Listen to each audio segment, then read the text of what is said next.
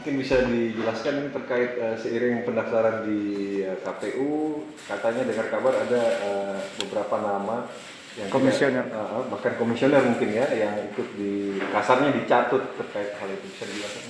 Jadi gini, sebelum pendaftaran partai politik itu mengupload syarat dan dokumen persyaratan ke dalam sipol.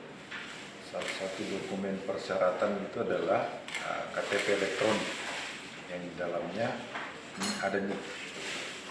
Nah, kemudian PU membuka fitur informasi info pemilu untuk mengecek apakah NIK terdaftar dalam sipol untuk masyarakat.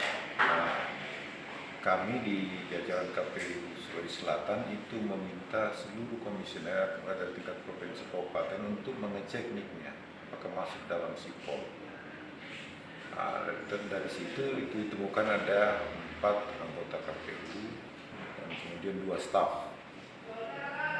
Setelah itu ada proses ketika masyarakat merasa tidak mengajukan diri sebagai anggota partai politik dan tidak membenarkan menjadi anggota partai politik, itu melakukan tanggapan. Proses tanggapan itu pun tersedia di website KPU. Jadi tanggapan dikirim ke KPU RI beserta bukti dan lampiran dokumen yang dibutuhkan.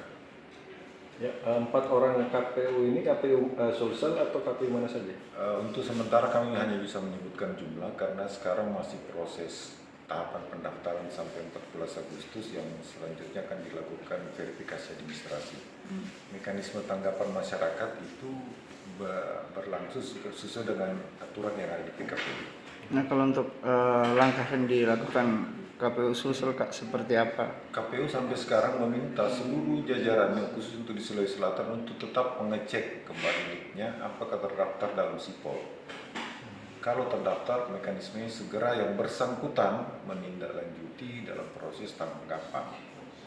Kalau untuk partai politiknya sendiri yang mendaftarkan komisioner KPU, Pak? Begini, pendaftaran ini dan verifikasi administrasi ini terpusat di KPU. Jadi prosesnya semua di KPU. Nah, kami atau yang bersangkutan yang merasa terdaftar.